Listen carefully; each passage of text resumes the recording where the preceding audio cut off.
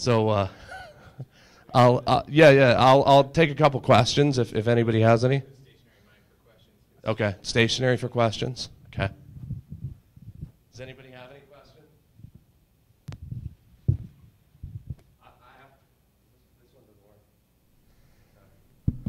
I have to tell you, I actually spoke in southern Utah, and I gave a similar speech. It was like an hour-long speech, though we went into a lot of other stuff. And I forgot that one of the people that was sponsoring the event, I was actually staying at their house during the trip. And she came up to me afterward, and she's like, you're scrubbing the shower when you're done with it. So, all right, if nobody has any questions, sorry, yeah, over here.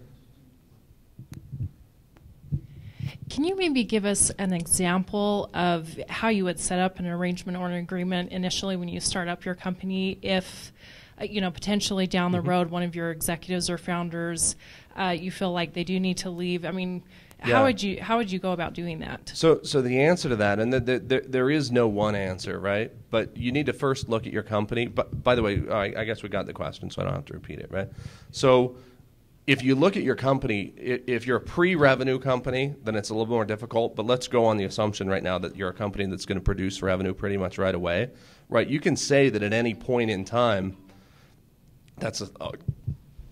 you can say that at any point in time that you're going to use some formula. Maybe you say, hey, at any point we can approach an individual and say, look, we're going to look at the trailing month's revenues, and those revenues times 3, right, is how much we think the company's worth right at the moment. So we'll take your percentage ownership of the company and we'll pay you out. Maybe we pay you out now, maybe we pay you out over time. If we pay you out over time, maybe it's a higher multiple. And one of the other advantages to this is you've set a little bit of groundwork to start to deal with investors when they come in as well, to say the same thing, right? To say, hey, look, we want to structure something similar for the investor that we've structured for ourselves. So if we need to bring some different money or some different partners or clean our cap table up, we want the opportunity to be able to use these similar formulas to clean up our cap table. So that would be an example of a way that you might do that. It's more difficult if you're pre-revenue.